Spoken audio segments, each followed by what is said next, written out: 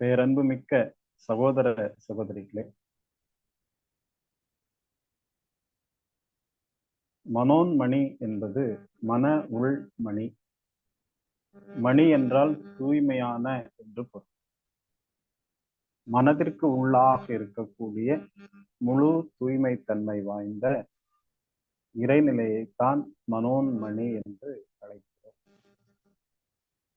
இன்னொரு வார்த்தை உண்டு, சிந்தாமணி என்றால் மனம் சிதறாத மனோநிலையை, மனம் சிதறாத ஒரு நிலை. அது ஒரு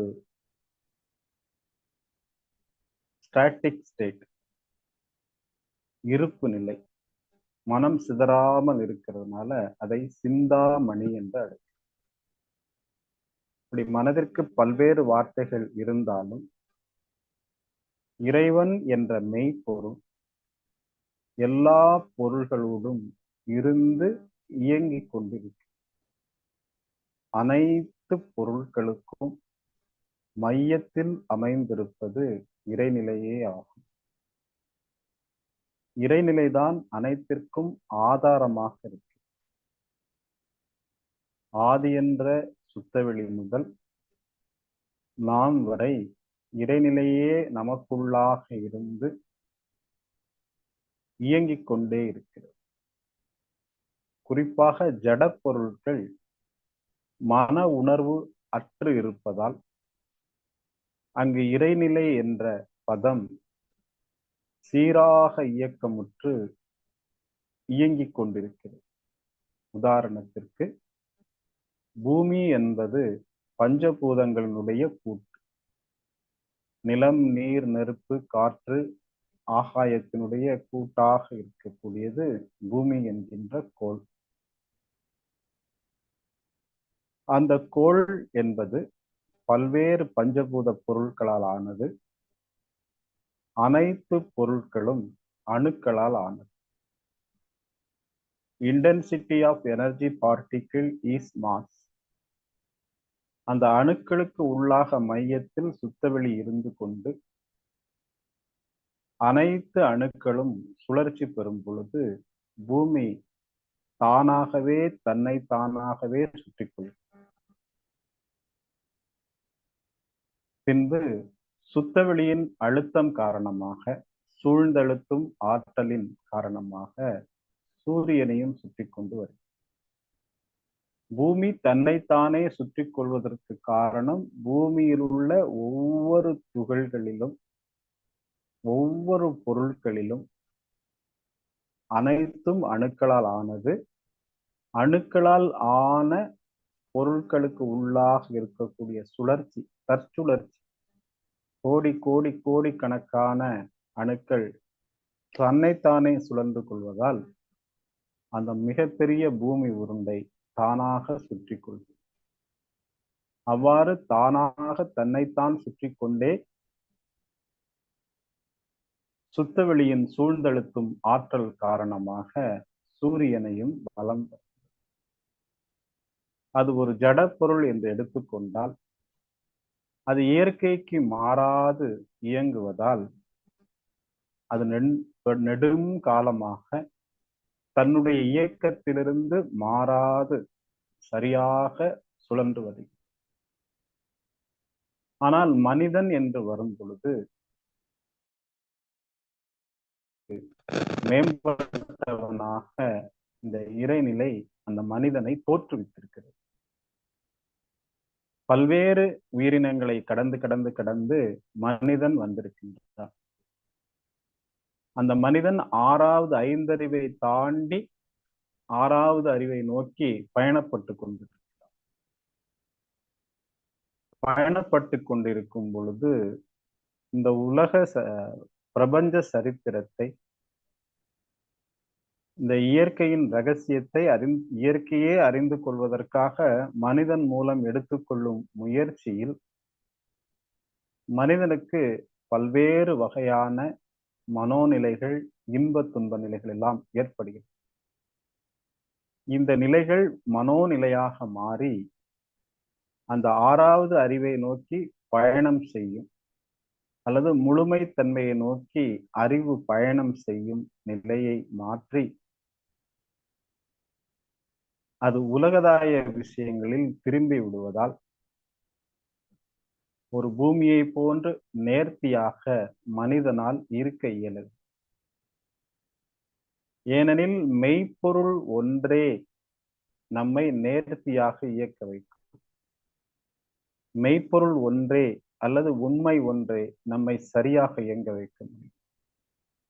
மனிதரின் மனம் அனைத்து மனிதர்களின் மனதிலும் காலத்தின் சூழ்நிலை காரணமாக, பதிவுகளின் காரணமாக, சஞ்சித பிராரப்த கர்மங்களின் காரணமாக பொய்மை நிறைந்து கிடைக்கிறது. அந்த பொய்மை மனதின் வழியாக வெளிப்பட்டு செயல்படும் பொழுது அது இறைநிலையை மறைக்கிறது. இறைநிலையை மறைத்த நிலையில் மனிதன் செயல்படுவதால், அதை மறந்து செயல்படுவதால் ஏற்கனவே பல்வேறு மனோநிலைகள் தனக்குள்ளாக இருக்கும் மெய்ப்பொருளை அது மறைக்கிறது. நமக்குள்ளாக இருக்கிறது, அது நம்முடைய மனதால் மறைத்து வைக்கப்பட்டிருக்கிறது என்ற உண்மையும் மனிதன் தெரியாத காரணத்தினாலும், அல்லது மெய்ப்பொருளை பற்றி அறிவு இல்லாத காரணத்தினாலும், அல்லது பல்வேறு மகான்கள் எடுத்து கூறிய போதும் அதை மறந்துவிட்ட காரணத்தினாலும் மனித மனம் இன்ப துன்ப சக்கரங்களுக்குள் சிக்கி சுழன்று கொண்டே இருக்கின்றது. ஆகவே எந்த ஒரு மனிதன் மெய்ப்பொருளோடு தன்னை இணைத்துக் கொள்கிறானோ, அந்த மெய்ப்பொருளோடு தன்னை இணைத்துக் கொள்ளக்கூடிய மனிதனுக்கு எந்த முயற்சியும் செய்யாமல் அமைதியும் ஆனந்தமும் கிட்டுவது உறுதி. உங்களுக்கு என்ன வேண்டும் என்று நீங்கள் கேட்டுக்கொண்டீர்களேயானால், நீங்கள் எதற்காக ஓடிக்கொண்டிருக்கிறீர்கள் என்றால், நீங்கள் எதற்காக பல்வேறு வேலைகள் எல்லாம் செய்கிறீர்கள் என்றால், நீங்கள் தற்போது செய்யக்கூடிய அனைத்து செயல்களிலிருந்தும் விடுதலை ஆவதற்குத்தான் பல செயல்களை செய்து கொண்டே இருக்கிறீர்கள். உங்களுக்கு பொறுப்புகளும் கடமைகளும் இருக்கின்றன. அந்த கடமைகளை விரைவாக சிறப்பாக முடிக்க வேண்டும் என்று பொருளாதார ரீதியாக ஓடுகிறோம். அந்த பொறுப்பை முடித்துவிட்டால் அப்பாடி கடமை முடிந்தது என்று ஒரு எண்ணம் தோன்றுகிறது. அந்த எண்ணத்தின் உள்நோக்கமாக இருப்பது விடுதலை தான். நீங்கள் அறிந்தோ அறியாமலோ விடுதலை பெறுவதற்கே முயற்சி செய்து கொண்டிருக்கிறீர்கள். ஆனால் பொறுப்பும் கடமையும் பொய்மையும் அதிகமாக இருப்பதால் நாம் கடைசி வரை மனோ விடுதலையை அடைய இயலாமல் போகிறது. பொறுப்பு, கடமை, பொய்மை, நான், எனது என்ற பல்வேறு விஷயங்களால் நாம் தொடர்ந்து வாழ்க்கையில் போராடிக்கொண்டே இருக்கின்றோம். இந்த போராட்டம் எப்பொழுது போராடாமல் எளிதாக இயக்க இயலும் என்றால், மெய்ப்பொருளோடு நாம் இணையும் போது மட்டுமே. அந்த போராட்டம் வெளியே இருந்தாலும், வாழ்க்கைக்கான பல்வேறு செயல்கள் வெளியே இருந்தாலும், போராடாமல் அனைத்து செயல்களையும் செய்து நம்முடைய அமைதித்தன்மையும் உணர்ந்து மெய்ப்பொருளோடு ஒன்ற முடியும். ஏனெனில் மெய்ப்பொருள் ஒன்றுதான் உங்களுக்கு உதவுவதற்கு வாய்ப்பு இருக்கிறது. வேறு எந்த மனிதரும், எந்த பொருட்களும், எந்த நிகழ்ச்சியும் உங்கள் மனதை சமாதானப்படுத்துவதற்கு உதவாது. தியானம் என்பது உள்நோக்கி பயணம் செய்வது. உள்நோக்கி பயணம் செய்யக்கூடிய ஆதி என்ற பரம்பொருள் நம்மிடம் மனோன்மணியாக இருக்கின்றது என்று மகான்கள் கூறுகின்றார்கள். அந்த மனோன்மணியை அறிய வேண்டுமென்றால் அகம் நோக்கி பயணம் செய்ய வேண்டியிருக்கிறது. அந்த அகம் நோக்கி பயணம் செய்வதற்கு வெளிப்பொருட்கள் கண்டிப்பாக பயன் தராது. அது பூசையாகட்டும், கடவுள் வழிபாடாகட்டும், முத்திராட்ச மாலையாகட்டும், பல்வேறு முத்திரைகளாகட்டும், எதுவாக இருந்தாலும் அது வெளியே இருப்பதால் உள்ளே செல்வதற்கு அது உதவாது. தியானம் என்ற மெய்ப்பொருளை அடைவதற்கு தியானம் என்ற வழியை பின்பற்றும் பொழுது மனதை விலக்கி விலக்கி விலக்கி விலக்கி கோடிக்கணக்கான எண்ணங்களால் நிரப்பி இருக்கும் எண்ணங்களை விலக்கி விலக்கி விலக்கி விலக்கி விலக்கி உள்ளே சென்று எவ்வாறு குப்பையில் மாணிக்கம் இருக்கிறதோ, குப்பையை விலக்கி மாணிக்கத்தை காண்பது போல மனதின் எண்ணங்களை விலக்கி ஆழ் மனதின் அமைதித்தன்மையை உணரும் பொழுது எவ்வாறு ஒரு பொருளின் அல்லது ஒரு அணுவின் மையத்தில் சுத்தவெளியே இருக்கிறதோ, அதுவே இருந்து அந்த அணு இயங்குவதற்கு காரணமாக இருக்கிறதோ, அதுபோன்று அந்த மெய்ப்பொருளை அறிய முயற்சி செய்து கொண்டே இருக்க வேண்டும். அவ்வாறு அறியாத பட்சத்தால் உங்களுக்கு நிரந்தர அமைதி கிடைக்க வாய்ப்பில்லை. சில நேரங்களில் அமைதியும் மகிழ்ச்சியும் கிடைக்காமல் போகாது என்றாலும் அது நிரந்தரம் இல்லை. மனிதர்களால், நிகழ்ச்சிகளால், பொருட்களால் ஏற்படும் மகிழ்ச்சியும் அமைதியும் நிரந்தரமற்றது. ஏனெனில் அனைத்தும் மாயை, பொய்ப்பொருள். ஆகவேதான் இறைநிலைக்கு மெய்ப்பொருள் என்று பொருள் வைத்திருக்கிறார். இன்னும் சொல்ல போனால் ஆதி என்ற பரம்பொருள் என்கின்ற மெய்ப்பொருளை விட உங்கள் அகத்தில் இருக்கக்கூடிய மெய்ப்பொருள் உங்களுக்கு விரைவாக அமைதி தந்து பெற்ற தாய் தன்னை மக மறந்தாலும், பிள்ளையை பெறும் தாய் மறந்தாலும், உற்ற தேகத்தினை உயிர் மறந்தாலும், உயிரை மேவிய உடல் மறந்தாலும், கற்ற நெஞ்சகம் கலை மறந்தாலும், கண்கள் நின்று இமைப்பது தான் மறந்தால், நற்றவத்தார் உள்ளிருந்து ஓங்கும் நமச்சிவாயத்தை நான் மறக்கிலனே. நல்ல தவம் செய்பவருடைய உள்ளத்திலிருந்து வெளிப்படும் மெய்ப்பொருளை நான் மறக்கிலனே என்று அந்த மகான் குறிப்பிடுகின்றார். அவர் மெய்ப்பொருளை அந்த மெய்ப்பொருளை நான் மறக்க மாட்டேன் என்று எங்கு கூறுகின்றார் என்றால், நல்ல தவம் செய்பவருடைய மனதிலிருந்து வெளிப்படும் மெய்ப்பொருளை நான் வணங்குகின்றேன், அதை மறக்க மாட்டேன் சொல்றார். அன்னை தந்தையை விட உயர்வாக அந்த நற்றவத்தார் உள்ளிருந்து ஓங்கும் நமச்சிவாயத்தை நான் மறக்கிலேனே. அதுக்கு சரியான தமிழ், இது தமிழ் தான் இருந்தாலும், நல்ல தவம் செய்பவர் மனதிலிருந்து ஓங்கும் மெய்ப்பொருள் நமச்சிவாயம் என்றால் மெய்ப்பொருள். மெய்ப்பொருளை நான் மறக்கிலனே. ஏன் மறக்கல? அந்த மெய்ப்பொருள் அவருக்குள்ளாக இருந்து அமைதியும் ஆனந்தத்தையும் அது கண்டிப்பாக கொடுக்கிறது. அற்புதமாக அந்த பெரியவர் சொல்லியிருக்கிறார். பெற்ற தாயை மக்கள் மறக்கலாம், மக்களை பெற்றவர்கள் மறக்கலாம், கண்கள் கூட நின்று இமைப்பது மறந்து போகலாம், உடல் உயிரை மறந்து இறப்பு வரலாம், உயிர் உடலை துறக்கலாம், கற்ற வித்தைகள் மறந்து போகலாம், கண்கள் இமைக்காமல் அவ்வாறே இருக்கலாம். ஆனால் நற்றவத்தார் உள்ளிருந்து ஓங்கும் நமச்சிவாயத்தை மறக்காமல் இருந்தால் அதைவிட வேறொன்றும் இல்லை என்று அந்த மகான் குறிப்பிடுகின்றார். ஆக பேரன்புமிக்க சகோதர சகோதரிகள், மையம் என்ற எப்பொருளிலும் என்னை காண வல்லான் எவனோ என்று கீதையில் குறிப்பிடப்படுகிறது.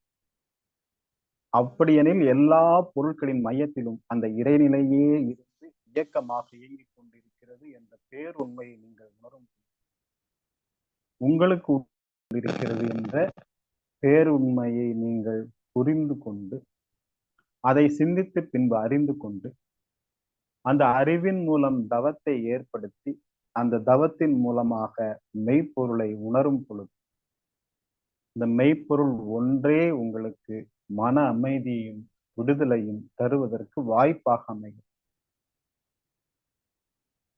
மனிதன் மெய்ப்பொருளை நோக்கி பயணம் செய்து கொண்டே தன்னுடைய வாழ்க்கை சூழலை வைத்துக் கொள்ளும் பொழுது மெய்ப்பொருள் அவனுக்கு காப்பாக இருக்கிறது. அவனுடைய வாழ்க்கை சூழ்நிலை சீராக இயங்குவதற்கு அவனுக்கு அது உறுதுணையாக இருக்கிறது. ஆனால் மெய்ப்பொருளை மனிதன் மறந்து பொய் பொருட்களோடும் பொய் மனிதர்களோடும் தொடர்பு கொள்ளும் பொழுது பொய்யான மனிதன் பொய்யான மனிதர்களுடன் தான் தொடர்பு கொள்ள இயலும். அவ்வாறு தொடர்பு கொள்ளும் பொழுது அவன் துன்பத்தை சந்திக்கின்றான். தன்னுடைய பாதையை சரியாக செல்லவில்லை என்பதை அறிந்து கொள்ளாதவனாக மாறுகிறான். ஆனால் மெய்ப்பொருள் விளக்கத்தோடு செய்வதற்கு தவறை செய்ய வாய்ப்பில்லை. மெய்ப்பொருள் விளக்கம் பெற்ற ஒருவன் ஒரு செயலை தவறாக செய்வதற்கு முற்பட மாட்டான். ஆகவே அவனுடைய வாழ்வில் துன்பம் வருவதற்கு வாய்ப்பில்லை. ஆகவேதான் பல்வேறு மகான்கள், அறிஞர்கள், ஞானிகள், முனிவர்கள், ரிஷிகள், சித்தர்கள் அனைவரும் மெய்ப்பொருளோடு இணைவதை பற்றியே பேசி பேசி பல்வேறு கவிதைகளும் நூல்களும் கட்டுரைகளும் ஆத்ம சங்கமங்களும் நிகழ்த்தி இருக்கிறார்கள். அது எதற்காக என்றால் மனிதன் அமைதியுடனும் மகிழ்ச்சியுடனும் ஆனந்தத்துடனும் வாழ வேண்டும் என்பதற்காகத்தான். மகான்கள் முயற்சி செய்தது எல்லாமே நமக்காகத்தான் என்று அந்த ஆன்மீக தனி உலகம் என்பதற்காக மட்டும் அல்ல. திருவள்ளுவர் அத்தனை குறள்கள் எழுதியிருக்கிறார் என்றால் அது உங்களுக்காகத்தான் எழுதியிருக்கின்றார். அவர் எங்கோ எழுதி வைத்திருக்கின்றார், ஏதோ நாம் தெரிந்து கொண்டிருக்கிறோம் என்றல்ல. திருமூலர் பல நூல்களிலே தன்னுடைய கவிகளிலே இறைத்தன்மையை பற்றி கூறியிருக்கிறார் என்றால் அது நமக்காகத்தான். பல்வேறு மகான்கள், ஔவையார், சித்தர் பெருமக்கள் நிறைய இருக்காங்க. அவங்க எல்லாரும் சொல்லியிருப்பது ஏதாவது ஒரு மனிதன் அதை அறிந்து கொண்டு அமைதியும் மகிழ்ச்சியும் பெற்று தன்னுடைய வாழ்க்கையை நடத்தி கொள்ள மாட்டானா என்ற ஒரு ஏக்கம் அவர்களுக்குள்ளாக இருக்கிறது. அவர்கள் மீண்டும் மீண்டும் முயற்சி செய்கிறார்கள். நாம் அவரை வேறு யாருக்கோ முயற்சி செய்பவர்கள் போல பார்க்கிறோம். நமக்காகத்தான் அதை முயற்சி செய்திருக்கிறார். வள்ளலார் பெருமான் கூட தற்காலத்தில் வாழ்ந்து மறைந்த வள்ளலார் பெருமான் கூட கடுமையான முயற்சிகள் செய்து தான் தோற்றுவிட்டதாக அறிவிக்கிறார்கள். கடை விரித்தேன் கொள்வாரில்லை கட்டிவிட்டேன் என்று. அப்படியானால் இந்த மெய்ப்பொருள் விளக்கத்தை மனிதர்கள் சரியாக புரிந்து கொள்ளாமல் இருக்கிறார்களே, என்ன செய்வது, அவ்வளவுதான், அவர்களுக்கு கொடுத்து வைத்தது அவ்வளவுதான் என்று தன்னுடைய ஆன்மீக கடையை மூடியதாக, ஆன்மீக கடைன்னு அவர் கடையதான் வைக்கல, தன்னுடைய சத்சங்கங்களின் மூலம் பலனில்லையோ என்று அவர் கருதினார். ஆயினும் வேதாத்ரி மகரிஷி அவர்கள் தற்காலத்தில் வாழ்ந்த தலைசிறந்த மகான், முற்காலத்தில் வாழ்ந்த புத்த பெருமானுக்கு இணையானவர். அவர் மிக்க எளிமையோடு, மிக்க எளிமையான கருத்துக்களோடு நமக்காக பல்வேறு அறிவு சார்ந்த சிந்தனைகளை கொடுத்து அமைதியும் மகிழ்ச்சியும் ஏற்படுத்துவதற்கு முயற்சிகள் செய்திருக்கின்றார் வேதாத்ரி மகரிஷி அவர்கள். அன்றைய காலகட்டங்களில் விஞ்ஞானம் இல்லை. தற்போது உள்ள விஞ்ஞான யுக்திகளின் மூலம் அவர் பல்வேறு தத்துவங்களை நமக்கு விளக்கி மெய்ப்பொருள் என்ற அறிவை விளக்குவதற்காக பல்வேறு தியானங்களை கொடுத்து நம்மிடையே இந்த மாதிரி விஷயங்கள் எல்லாம் எளிதாக சென்றடைவதற்கான பெரும் முயற்சி அவர்கள் எடுத்திருக்கிறார். ஒரு சாதாரண மனிதன் கூட இறைநிலை பற்றி அறிந்து கொள்ளும் விதத்தில் மகரிஷி அவர்கள் அனைத்தையும் அறிவித்திருக்கிறார். ஆகவேதான் அவரை பாமர மக்களின் தத்துவ ஞானி என்று அழைக்கின்றோம். அப்படியானால் இந்த மகான்கள், ஞானிகள், சித்தர் பெருமக்கள் இன்று வேதாத்ரி மகரிஷி வரை அந்த பொக்கிஷத்தை உங்களிடம் வழங்குவதற்கு முயற்சி செய்து கொண்டே இருக்கிறார். கிடைத்த பொக்கிஷத்தை நீங்கள் திறந்து பார்த்தீர்களா என்பது உங்களிடம்தான் இருக்கு. ஏனெனில் நீங்கள் எவ்வளவுதான் முயன்றாலும் மன அமைதி இல்லாது இருக்கிறீர்கள். தத்துவங்களை நன்றாக கேட்டுக்கொண்டிருக்கிறோம். சில சமயங்களில் சிந்திக்கிறோம். ஆனால் பல சமயங்களில் மீண்டும் சாதாரண மனிதராக மாறி பல்வேறு மன சிக்கல்களை நாமே உருவாக்கி. ஆக தத்துவங்களை அனைத்தும் தாண்டி, சிந்தனைகள் அனைத்தையும் தாண்டி நீங்கள் மெய்ப்பொருளோடு மனதை ஒன்ற வைத்து தியானம் செய்ய மாற்றம் உங்களுக்கு உள்ளாகவே நடக்க ஆரம்பிக்கும். வெளியிலிருந்து நமக்கு கிடைக்கக்கூடிய ஞானம், அதை வரட்டு வேதாந்தம் என்று மகரிஷி அவர்கள் குறிப்பிடுகிறார். பல்வேறு விஷயத்தை தெரிந்து வைத்திருப்பது, ஆனால் உணராமல் இருக்கும் பொழுது அதை வரட்டு வேதாந்தம் என்று அழைக்கிறார். உண்மையில் உங்களுக்கு கிடைத்த அறிவின் பயனாக நீங்கள் உள்ளாக சென்று தவம் இயற்றி இயற்றி இயற்றி மெய்ப்பொருளே நானாக இருக்கிறது, என்னுடைய அகமே பிரம்மமாக இருக்கிறது, தத்துவமே நானாக இருக்கிறது, நானே இந்த பிரபஞ்சத்தின் மையமாக இருக்கிறது என்றெல்லாம் எவ்வாறு என்று சிந்தித்து சிந்தித்து அந்த மெய்ப்பொருள் உணர்வை அல்லது அறிவையாவது பெற்றுவிடும் பொழுது நம்முடைய செயல்களில் ஒரு நிதானமும், சிக்கல் ஏற்படும் இடங்களில் விட்டு கொடுக்கும் தன்மையும், ஆன்மீகத்திற்கு அவசியமான பொறுமை என்ற குணமும் நம்மிடம் ஏற்படும். பல காலமாக இத்தகைய குணங்கள் நம்மிடம் முழுமையாக ஏற்படவில்லை. குறிப்பாக விட்டு கொடுத்தல், சகிப்புத்தன்மை, தியாகம், புரிந்து கொள்ளுதல், ஏற்றுக்கொள்ளுதல், இந்த 5 குணங்களும் நம்மிடம் முழுமையாக வரவில்லை என்றால் அந்த மெய்ப்பொருளை அடைவது கடினம்தான். மெய்ப்பொருளை அடைகிறோமோ இல்லையோ, அமைதி அடைவது கடினம்தான். சில இழப்புகள் ஏற்படும் பொழுது பரவாயில்லை என்ற வார்த்தையை உங்களால் பயன்படுத்த முடியுமானால் உங்களிடம் சற்று பொறுமை வர ஆரம்பிக்கும். வாழ்க்கையில் நடக்கக்கூடிய பல்வேறு சிக்கலான நிகழ்ச்சிகளை தாண்டி பரவாயில்லை, ஏதோ ஒரு காரணமாக நடந்திருக்கிறது, இருக்கட்டும், நாம் அடுத்த செயலை கவனிப்போம் என்று உங்கள் மனம் முன்னேறுகிறதா என்று பாருங்கள்.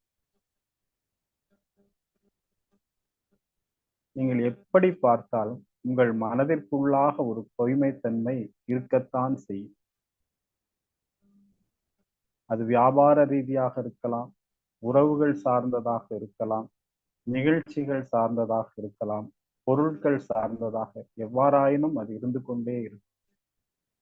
முற்றிலும் துடைக்க முடியாவிட்டால் அந்த தீபத்தை நோக்கி நெருங்கும் பொழுது வெப்பத்தை உணர்வது போல அந்த மெய்ப்பொருளை நோக்கி நகர்ந்து நகர்ந்து அருகாமையில் சென்றாலாவது நமக்கு ஒரு அமைதியும், ஒன்றும் இல்லை என்றாலும் பரவாயில்லை என்ற ஒரு எண்ணமும் கண்டிப்பாக ஏற்பட வேண்டும். அதை எளிமையான தன்மை, மனம் எளிமையான லகுவாக தன்மைக்கு செல்ல வேண்டியது. நமக்கு ஏதோ கிடைக்க வேண்டியது கிடைக்கவில்லை என்றால் பதறுகிறோம். நமக்கு கிடைக்க வேண்டியது பிறருக்கு சென்று விட்டால் போராடுகிறோம். அத்தகைய நிலையில் கூட உங்களுக்கு விட்டு கொடுக்கும் தன்மை இருக்குமானால் மட்டுமே தான் நீங்கள் பொறுமையாக இருக்கிறீர்கள் என்பதை உறுதி செய்து கொள்ள முடியும்.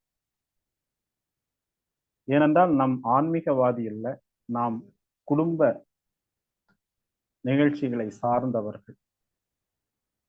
ஆயினும் இந்த குடும்பத்தை அமைதியாக நடத்தி செல்வதற்கு ஆன்மீகம் மிகப்பெரிய கருவியாக இருக்கிறது.